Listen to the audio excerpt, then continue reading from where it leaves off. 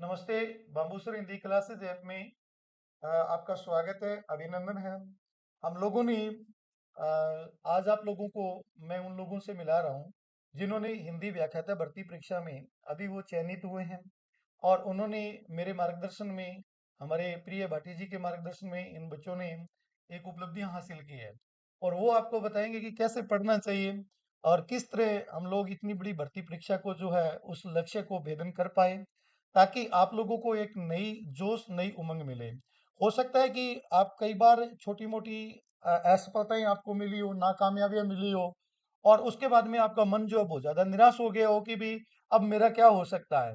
तो आपको मेरे दो प्रिय शिष्य हैं, जिसमें हंसराज जी और प्लस हमारे मनदीप सिंह जी, अभी व्याख्याता भर्ती परीक्षा का जो रिजल्ट आया है उसमें अंतिम रूप से इन दोनों का चयन हो गया।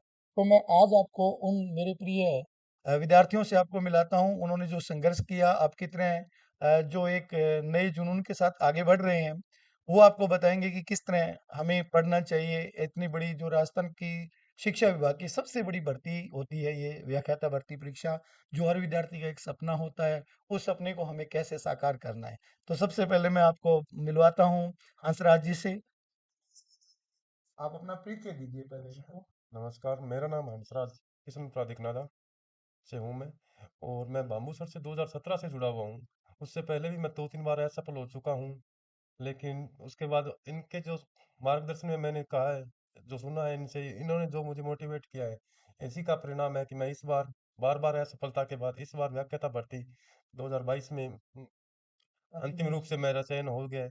इसके लिए मैं बाम्बूसर का बहुत बहुत धन्यवाद करता हूँ।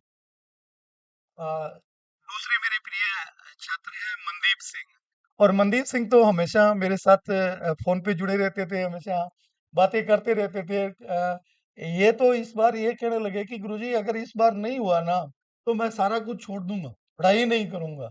लेकिन अंतिम रूप से इन्होंने लक्ष्य का भेदन किया, और आज आपके सामने उनका हंसता मुस्कुराता चेहरा इस बात की गवाही दे रहा है कि ऐसी निराशाओं को भी पार पाया जा सकता है। तो सबसे पहले मनदीप सिंह अपना परिचय देते हुए आपको बताएंगे कि किस तरह पढ़ना चाहिए। मेरा नाम मनदीप सिंह है जी। मैं गांव अमरगढ़ से हूँ और तहसील सादुलशहर जिला श्री गंगानगर। और सर मैंने 2015 में बीएड की थी और उसके बाद रीट का अटेम्प्ट दिया, लेकिन उसमें कोई खास वो वैकेंसी वगैरह नहीं आई। पेपर तो अच्छा गया था, लेकिन 2016 में जैसे सेकंड ग्रेड की पहली भर्ती मेरी थी जो बीएड करने के बाद है, वो मैंने तैयारी की। तो एक दो अध्यापक थे जिनके मैं सानिध्य में गया था। एक बार सूरतगढ़ भी गया था मैं, 2 दिन 3 दिन लगा कर आया। लेकिन वहाँ पर भी मुझे ऐसा लगा कि हिंदी है वो पता नहीं कितनी कठिन है। इस तरीके से उन्होंने मेरे सामने प्रेजेंटेशन प्रेजेंटेशन दी, तो इससे मैं काफ़ी घबरा गया। तो लेकिन संगरिया में मैं बाबू गुरु जी के टच में 2016 में आया था, सेकंड ग्रेड जब थी। तो इन्होंने काफ़ी वो सरल तरीके से और संक्षेप में और मतलब इस तरीके से समझाया कि जो किताबों से निकाल के है वो सरल रूप से हमें हिंदी है वो प्रोवाइड करवा दी। तो उसके कारण मुझे ऐसे लगा कि जैसे मेरा जो बैकग्राउंड है वो पंजाबी है, तो मुझे ऐसा लगता था कि शायद मैं गलत विषय में हूँ। लेकिन उसके बाद है वो लगभग है मेरी हिंदी है वो मुझे काफ़ी है वो अंदर से उत्साह भी आया, कॉन्फिडेंस भी आया कि मैं हाँ कर सकता हूँ। उसके बाद मैंने 2016 में इनसे तैयारी की। फिर उसके बाद 2018 में स्कूल व्याख्या तक अटेम्प्ट दिया, लेकिन उसमें वेटिंग में मेरा स्कोर रह गया, वेटिंग 121 में चला गया। लेकिन इसके बाद मैंने लगभग है सेल्फ स्टडी की और गुरुजियों के लगभग टच में रहा और इनसे नोट्स वगैरह एकत्रित किए। और इनके सानिध्य में रहते हुए इस बार है वो ईश्वर की कृपा से मेरा है स्कूल व्याख्याता में है 511 रैंक से अंतिम रूप से चयन हुआ है। इसके लिए मैं गुरुजियों का बहुत धन्यवाद देता हूँ। अब मेरे प्रिय साथी संदीप जी भाटी, इनसे आपको रूबरू करवाएंगे, वो क्या पूछते हैं देखते हैं। पहले तो दोनों विद्यार्थियों को बहुत बहुत हार्दिक बधाई कि वो शिक्षा विभाग में कड़े संघर्ष के बाद में एक महत्वपूर्ण परीक्षा पास करके आए हैं। तो सबसे पहले तो उनका उनकी मेहनत के लिए, कड़े मार्गदर्शन के लिए बम्बू सर को भी धन्यवाद। और बच्चों को विशेष रूप से बधाई, क्योंकि वो इतनी असफलताओं और इतने संघर्ष के बाद में यहाँ तक पहुँचे हैं। तो मैं बस उनसे उनके लिए दुआ करूंगा उनके भविष्य के लिए। और साथ साथ में ये पूछना चाहूंगा कि वो अपने भविष्य के जो विद्यार्थी हैं जो इस फील्ड में तैयारी कर रहे हैं, उनको किस तरह से मेहनत करनी चाहिए, किस तरह से तैयारी करनी चाहिए ताकि उनके लिए आपका साक्षात्कार एक मार्गदर्शक की भूमिका निभा सके। सबसे पहले सर आप बताएं। सर मैं तो यही कहना चाहता हूँ कि सेल्फ स्टडी और उचित मार्गदर्शन ये दो अपने महत्वपूर्ण होते हैं। तो इसके लिए सर हैं, इनका बाम्बू जी सर हैं, इनका मैं बहुत ही धन्यवाद देता हूँ कि इन्होंने मुझे काफ़ी अच्छा है वो मार्गदर्शन दिया। क्योंकि मेरा हिंदी से दूर दूर तक नाता नहीं था, क्योंकि पंजाबी एक तो बैकग्राउंड था। और मुझे भी शायद कहीं ना कहीं ऐसा लगने लग गया था, 2-3 सालों के बाद भी ये मन में रहता था कि शायद मैं गलत विषय में हूँ, यहाँ पर मेरी पकड़ नहीं बन पा रही है। शायद मैं वो कर तो रहा हूँ लेकिन वो लय नहीं आ पा रही है। लेकिन इनके मार्गदर्शन में, गुरुजियों के, तो मैं काफ़ी, मतलब कि ऐसा लगा कि मुझे, हाँ, मैं कर सकता हूँ। उसके बाद इनके वही नोट्स हैं वो रिवाइज करते रहे, साथ में जो बुक्स हैं वो छोटी छोटी हैं वो बताते रहे, वो उनको पढ़ा और एक है प्रैक्टिस करते रहे। तो उसके कारण है वो आज स्कूल व्याख्याता में अंतिम रूप से चयन हुआ है। उसके लिए मैं गुरुजियों का बहुत ही धन्यवाद देता हूँ। थैंक यू सर, आप बताएं। मैं तैयारी कर रही आगे भविष्य में अपने सभी छोटे भाई बहनों को या समकक्षों को यही कहना चाहूंगा कि जिस तरह से मैंने बाबू जी से पढ़ा है, देखो अपने जो गंगानगर हनुमानगढ़ के एरिया की भाषा में इन्होंने जो समझाया है वो है। नंबर दो, इनका जो इतिहास आप देखो तो इतिहास का कोई अंत नहीं होता। हिंदी साहित्य के इतिहास के बारे में जो गुरुजी ने बताया है, जितना सरल संक्षिप्त इन्होंने करवाया है, और मैं तो ये कहूंगा मेरे पास खुद के पास इनके नोट्स पड़े हैं, वो उठाकर देख लो कि कितने क्वेश्चन आए हुए हैं कितने नहीं आए हुए।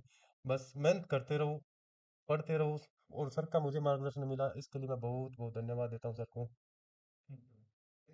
एक चीज और बताइए मनदीप सिंह जी, कि अपने हिंदी साहित्य के अंतर्गत एक काव्य शास्त्र का पोर्शन आता है जी सर। और स्टूडेंट के लिए वो भूत होता है जी कि भी ये काव्य शास्त्र पकड़ में नहीं आता है। तो जब आप लोग काव्य शास्त्र पढ़ रहे थे तब आपके मन में भी उसकी कठिनता की परेशानी तो आई होगी, तो उसको आपने कैसे फेस किया?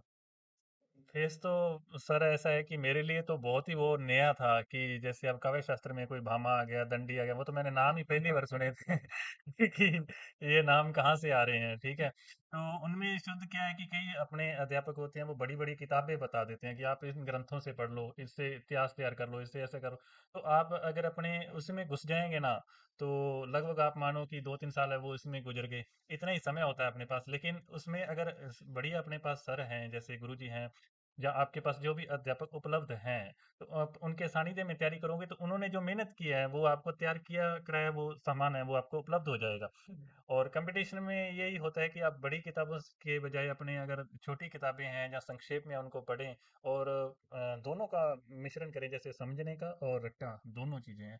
वो रट्टा भी मारना पड़ेगा और समझना भी पड़ेगा, दोनों का अगर मिश्रण करके अपने देखें तो वो कंटेंट है वो जल्दी अपने पकड़ में आ जाता है।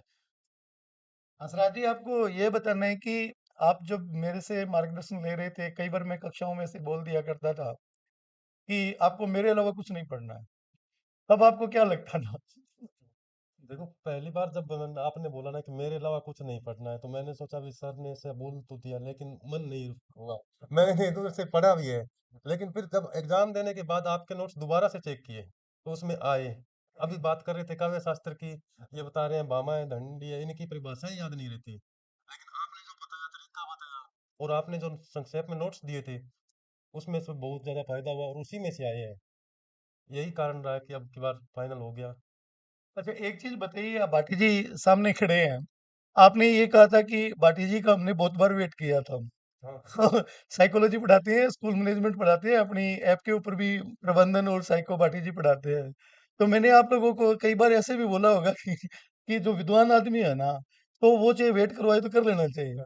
तो उसमें आपको कोई दिक्कत नहीं कभी? नहीं कर नहीं, भाटी जी के बारे में यही कहूंगा, ये रजिस्टर में कम और दिमाग में ज्यादा छपवाते हैं।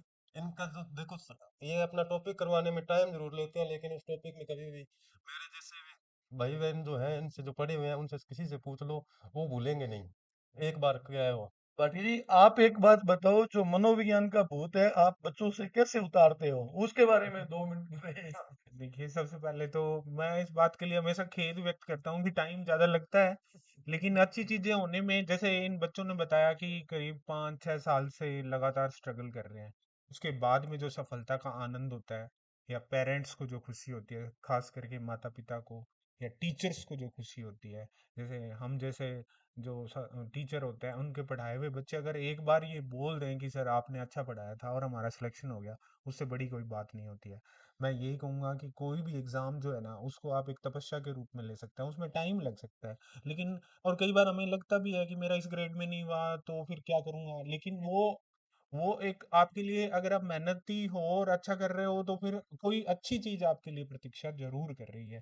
तो मैं सभी बच्चों को ये कहना चाहता हूँ कि जरूरी नहीं है कि हर चीज जो है वो समझ, अगर आपको समझ में आ रहा है तो टाइम लगेगा उसमें और आपको अच्छे परिणाम मिलेंगे। तो मैं सभी बच्चों को यही, मनोविज्ञान में सीधी सी बात है कि मनोविज्ञान हमारे आसपास की चीजें, आसपास के लोगों के व्यवहार की बात है। तो आपको उन लोगों के व्यवहार को समझना है बस। किताबों में इतना जो दिया होता है वो शायद हमारे आउट ऑफ माइंड होता है, लेकिन अगर आसपास के लोगों में जो हो रहा है वही चीज अगर अपने समझने की कोशिश करें तो समझ में आ सकता है। मनदीप सिंह, एक बात बताओ कि इतनी इंतजार के बाद जब रिजल्ट आया आपका, आपको क्या फील हुआ सर जी? एकदम रोल नंबर देखते ही क्या हुआ? आपको विश्वास हो गया कि मैं बन गया व्याख्याता? तो गुरुजी उस समय जब जैसे फ़ोन आया था, मुझे नहीं पता था, किसी का फ़ोन आया था कि उन्होंने बताया मुझे कि आपका भी हो चुका है और मेरा भी हो चुका है। तो उन्होंने रैंक भी बताई बाकायदा मुझे। तो उस समय सर मुझे ऐसा विश्वास नहीं हुआ था कि शायद हो गया। और उस समय तो क्या पूरी रात ही नहीं हुआ था, अगले 2-3 दिन नहीं हुआ था। तो बार-बार पीडीएफ खोल के देख लेते थे कि रोल नंबर वाक़ई में वही है या किसी और के हैं।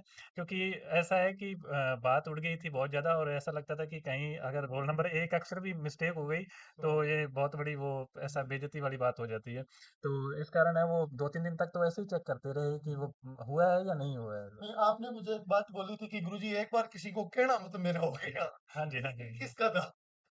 हाँ, वो मैंने इस बात की, आपने मुझे ये कहा था कि गुरुजी किसी को कह मत देना एक बार। हाँ, वो गुरुजी, मैंने जब दोगुना का परिणाम आया था ना, उस समय आपका फ़ोन आया मेरे पास। तो मैंने गुरुजियों को बोला कि आप गुरुजी इस समय कोई मतलब कि वो कहना मत, क्योंकि ऐसा है कि फिर वो बार-बार पूछते हैं, लोग हैं वो तंग करते हैं। तो उसके बाद वो पता नहीं होता फाइनल परिणाम में, क्योंकि एक पॉइंट से भी अपने बाहर हो जाते हैं और पिछली बार मैं खुद उसका भुक्तभोगी रहा हूँ। तो इस कारण इस थोड़ा सा डर था गुरुजी, वो इसी कारण उसके लिए चलो आपको वो समझ आता हूँ। हंसराज जी, एक चीज बताइए, सबसे पहले आपने ये न्यूज़ किसको सुनाई? ये सर मैं तो खुद रिजल्ट नहीं देखता, अंधविश्वासी हूँ। मेरा रिजल्ट देखने में मेरा जो बहुत बड़ा योगदान है वो मेरा मित्र है गौरी शंकर और सुरेश कुमार जी परियार। इन दोनों को ही मैंने सौंप रखा था, अभी आप ही देखें बताओ। और मेरे में गौरी शंकर यहाँ है नहीं है, लेकिन सुरेश जी है, मैं उनसे मिलवाता हूँ। आइए सुरेश जी। आप भट्टी जी के बराबर आ जाओ। भट्टी जी, आप इधर ही रहिए। यही मेरे प्रेरणा स्रोत है, आप मार्गदर्शक हो। इनसे ही प्रेरणा लेकर के ये सब हुआ है। तो तो सुरेश जी, आपको आपने इनको समाचार सुनाया कि आपका हो गया, कैसा भाव था इनके चेहरे का? इनको विश्वास ही नहीं हुआ अभी मेरा हो चुका है। ये तो बार बार कह रहे थे कि दोबारा देख, रोल नंबर मेरे ही है किसी और के है। तो उसके बाद तो फिर मैंने खुद जाकर इनको और फिर बताया भी, ये देख तेरे ही रोल नंबर है और तेरा हो चुका है। और अब मिठाई वगैरह जो बांटनी है वो बांट दी।